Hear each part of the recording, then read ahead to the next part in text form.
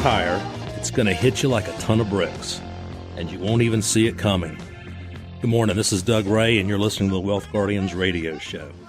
You know, when you claim your Social Security benefits, you could be taxed on as much as 85% of those benefits. Yeah, you heard me right, 85%. So the money you are counting on to help you fund your retirement, the money that you are counting on to help pay those basic living expenses is now going to be a fraction of what you thought it was going to be. We can talk all day long about strategies to optimize your Social Security benefits, and we'll get into some of those later in the show. But if the IRS is taking it right out of your back pocket, what's the point? It doesn't matter, does it? Remember the old expression, it's not what you make, it's what you keep? So you have a choice. Don't do anything, and you could wind up giving a big chunk of your Social Security benefits right back to Uncle Sam, or create a strategy that could dramatically reduce what could be a huge tax bill for you and keep that money for yourself. So what's it going to be? So in today's show, we're going to reveal how and when to wring every nickel out of your benefits. Some little-known benefits that you didn't know existed could put thousands in your pocket every single year, plus how you can avoid the Social Security tax trap that could cost you a small fortune. But first, I want to get into a little bit about the market. We've made it to August. Can you believe it? August can be a tough month in the market, and September is historically the worst month. That's right on our heels. I do want to talk about the market, but again, as I always do on this show, I want to say a big thank you and a salute out to our veterans and our service members who are on active duty right now. We appreciate everything you do for us. You know, I had, I guess it's been a couple weeks ago, right after the UK, maybe it was before the UK left the EU, I had a listener come in and sit down with me, and he actually thanked me. He thanked me. He said, you know, you're the only financial advisor that has said it's time to get out of the market. The only one. I've never heard anybody else do it. And I did that week. I said, it's time for you guys to think seriously about getting out of the market or hedging your portfolios. Now, you know, I read a lot. I subscribe to a lot of financial letters, and I read one Saturday. I do a lot of reading on Saturdays, and last Saturday I read one, and I want to tick off a few of the highlights to you.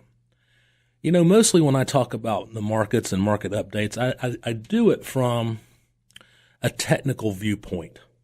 This one is going to be more fundamental in nature. And this one comes from Porter Stansberry. And I've been reading his work for several years now. And generally, I find him to be pretty spot on. So it starts out like this. It says, never before in American history or in the history of the modern financial system have financial assets in America been this overvalued, period. He goes on to say the odds of you getting wiped out, suffering a decline of 50% or more of your wealth within the next 12 months have never been greater. And he's talking about things from a valuation point of view. Right now, our markets are extremely overvalued. And we're going to talk about that valuation based on something called price-earnings ratio. We also call that a multiple. And basically, that's just how you value a stock or a market. And he goes on in this, and he says, you know, historically, S&P 500 stocks on average have traded for about 16 times their earnings.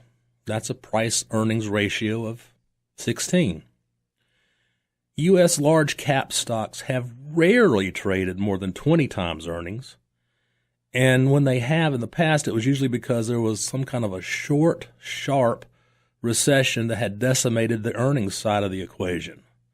Not because prices soared so far in advance of growing earnings. But let's look back at a couple of those situations.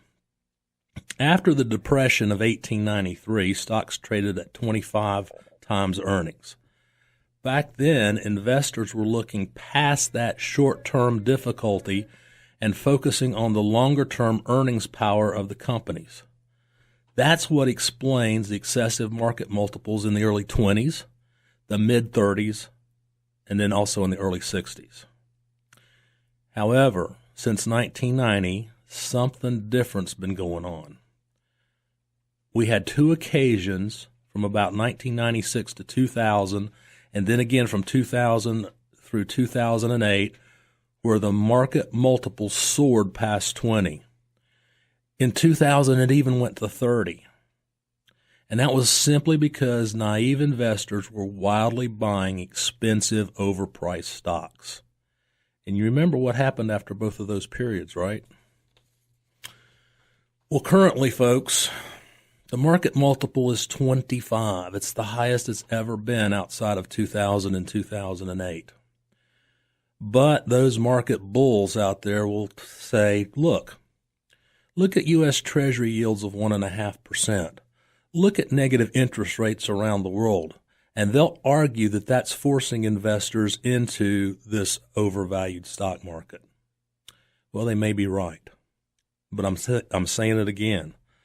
I think it's time to lighten the load up. Get out of this expensive stock market. It's way, way, way overvalued.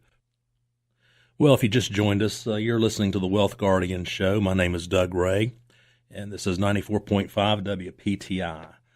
We are going to be talking about Social Security and the taxation on that in just a minute, because it's awfully important for you to learn how to avoid that Social Security tax trap.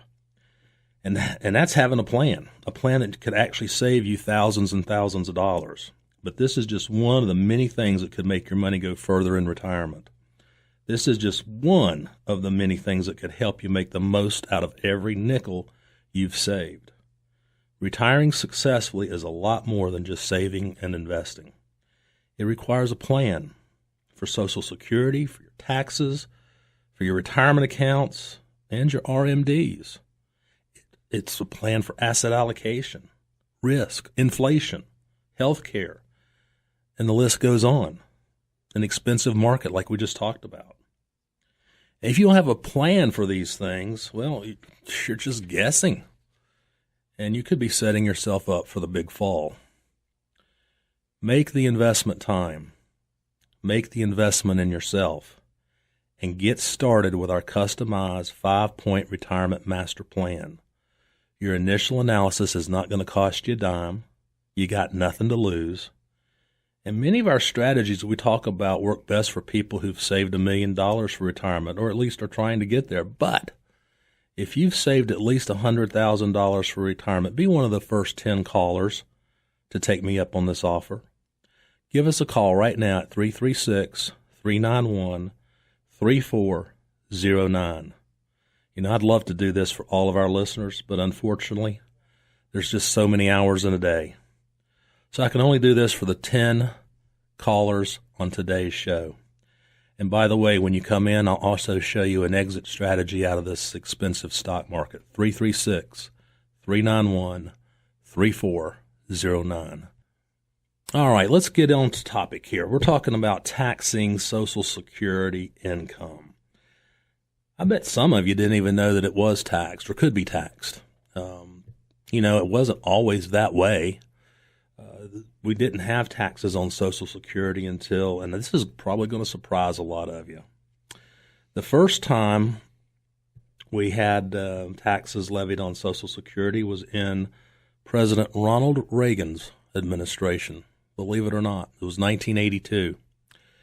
And they did that as a way to shore up the Social Security system, and they thought that by taxing a portion of your Social Security, that they had fixed it for a long time. Well, about 10 years later is all it took, and in the Clinton administration, they added a second level of taxation to Social Security. Let's go over those levels right now, because I think a lot of you need to know this. And then when we get back from break, we'll dig into it a little bit deeper. So, in the tax of 1982, basically they said if you make over a certain level of income, for married filers, it's $32,000, and for single filers, it's $25,000. If you make over that, then half of your Social Security benefit is going to be taxed at whatever your tax rate happens to be. Then the 1992 law came into focus, and it said, all right, let's add a second layer of taxation. If you tax on a single filer, if you go over $34,000 of income, and for marrieds filing jointly, if you go over $44,000 of income, then we're going to tax 85% of your Social Security benefits. Now, guess what, folks? Those income numbers have never been inflation adjusted. They're 1982 and 1992 numbers. If they had inflation adjusted them, this is probably going to surprise you as well. You're looking at incomes in today's dollars of somewhere around $85,000 a year. Yeah, that's right, $85,000 a year. That means not many of you on retirement incomes would have your Social Security taxed. But this is just a very sneaky way that the government has found out how to tax your Social Security benefits. We call it the tax torpedo. Now, when we get back from break, I'm going to go over some ideas and some strategies that you ought to take a look at to keep your monies from becoming taxed. We're going to have to take a look at what makes up the provisional income, those income numbers first.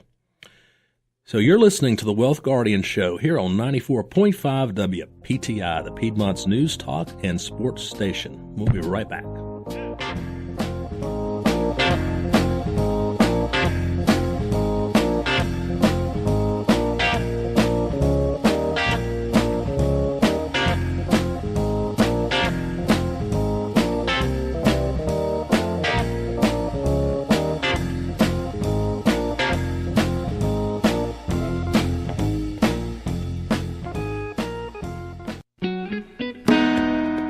Welcome back. This is the Wealth Guardian Show. My name is Doug Ray. Today we're talking about Social Security and how the nasty tax regulations can affect you and your benefits. In the first segment, I explained that up to 85% of your Social Security benefits can be taxed at whatever tax rate you're in. And it doesn't take a lot of income to get you to that 85% level. For a married couple filing jointly, if you go over $44,000 of what they call provisional income, then you hit the tax torpedo. Okay, let's define provisional income. What is provisional income? They start with your adjusted gross income. That's taken right off your 1040 returns. And then they add to that, now listen to this, they add to that half of your Social Security benefit. And if you happen to have a tax-free municipal bond portfolio or have any kind of tax-free interest off of a municipal bond fund or portfolio, they add that as well. So let's step back one more time and take a look at adjusted gross income. What makes up adjusted gross income? Now remember, we're talking about income for retirees. Well, if you have a part-time job, if you have earned income, isn't that a part of your AGI? Sure is. All right, how about if you're lucky enough to have a pension? Is that part of your AGI? Yep, sure is. How about distributions from IRAs? Yep, sure is. So that would mean if you have to take a required minimum distribution after 70 and a half, that's going to be a part of the calculation. How about monies coming out of 401ks or 403bs? Yep, sure is a part of the calculation. So now you probably are getting the sense where it doesn't take a whole lot of income from these sources to push you over that $44,000 or the $32,000 for a single filer very quickly. So how do you avoid that? How do you create income that's not subject to taxation? And is there any? Well, the good news is yes, there is. There's a couple strategies. Now, here's one for you folks who have to take your required minimum distributions and you don't really need this income to live off of. Think about just donating it to a charity or your church or something like that. That way, you'll get the tax write-off, and you won't have the RMD calculated into taking your Social Security benefit. Here's another idea: buy a QLAC. Then you go, whoa, what is a QLAC? Well, QLAC stands for Qualified Longevity Annuity Contract. You can put up to $125,000 of your IRA into a QLAC, and it's not going to be counted for your RMD purposes.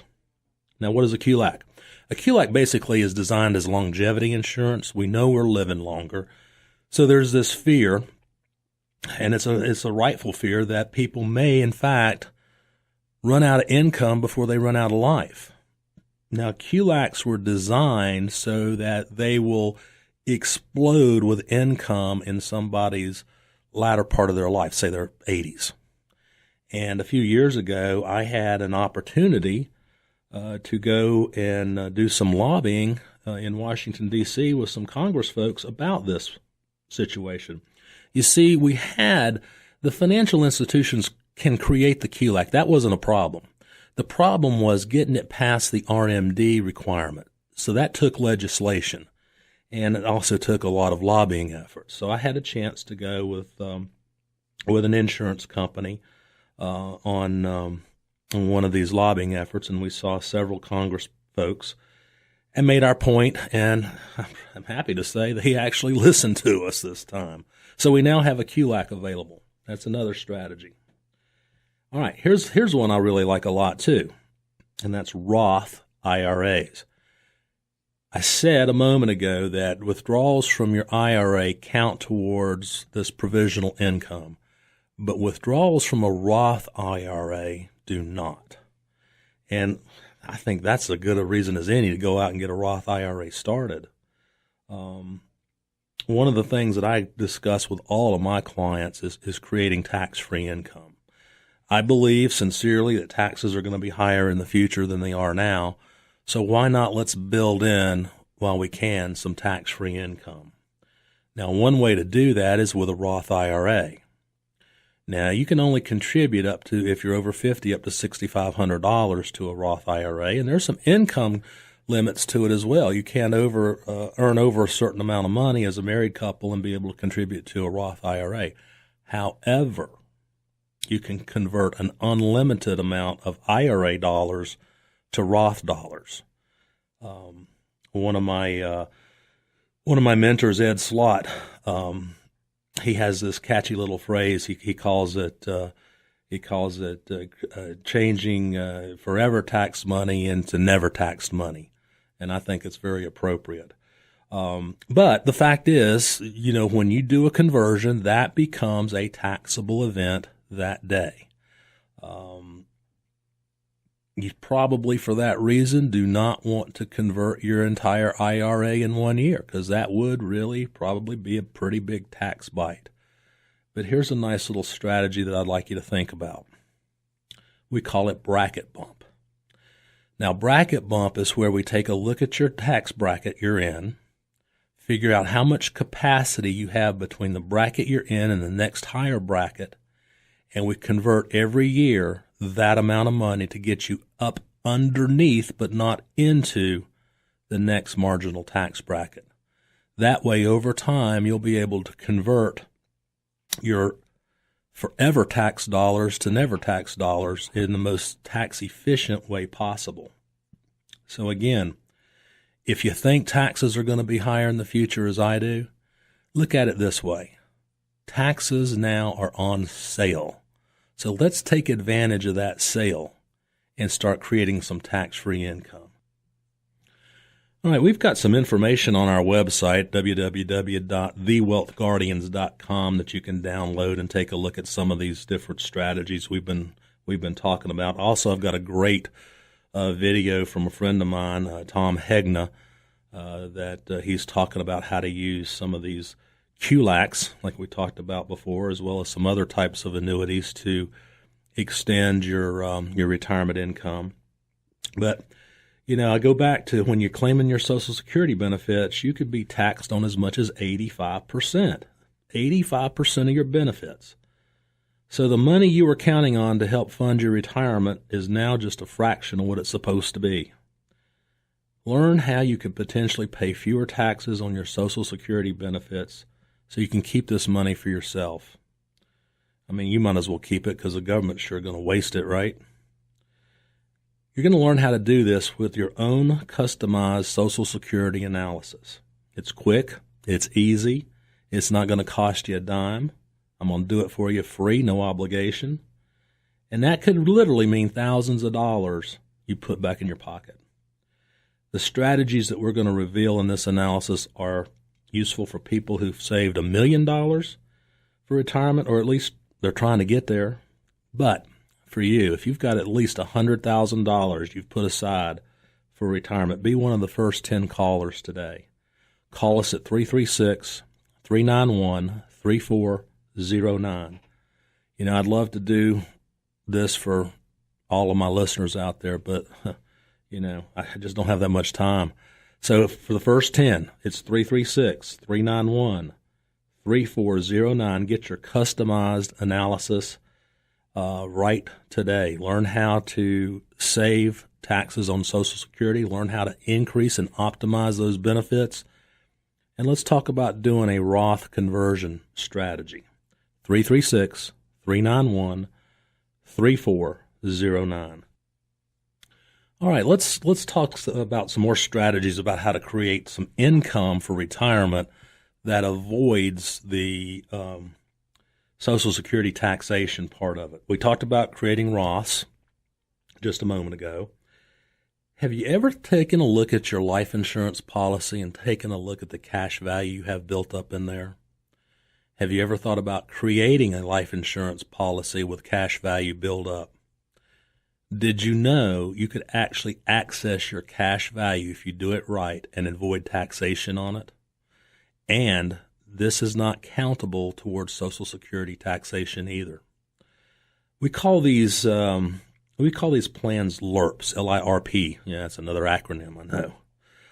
But that stands for Life Insurance Retirement Plan. I own one. My wife owns one. A lot of my clients own one. I believe in them wholeheartedly. The bottom line is it's a specially designed life insurance policy, and you have to use a life insurance policy that's a permanent policy with cash value. It's because that's the way they wrote the tax code, folks. I'm sorry. There was another way, I'd tell you. But most people, when they go shopping for a life insurance policy, what they typically do is they try to buy the most death benefit for the least amount of money, right? I mean, you've heard about buy term and all that. Sure, that's what that does.